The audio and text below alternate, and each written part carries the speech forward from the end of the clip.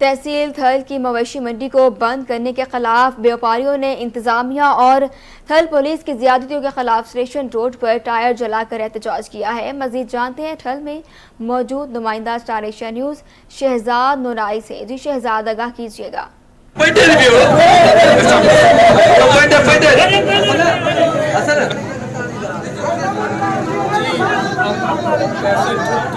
व्यापारियों के साथ खड़े हैं, अभी ये एहतजाज कर रहे हैं कि इधर से मंडी खत्म करके जिक्र हमें मुंतकिल किया जा रहा है। तो आइए मैं बात करते हैं ये क्या कहता है, क्या कहते हैं।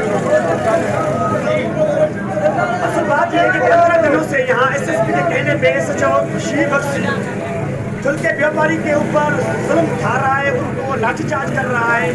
अगर उनसे कोई रीजन पूछते हैं वो कहता है कि SSP का हुक्म है। भाई SSP साहब हम आपसे बहुत बार ना और दो अपील करते हैं कि इन व्यापारियों का कौन सा जुर्म है, कौन सा गुनाह है।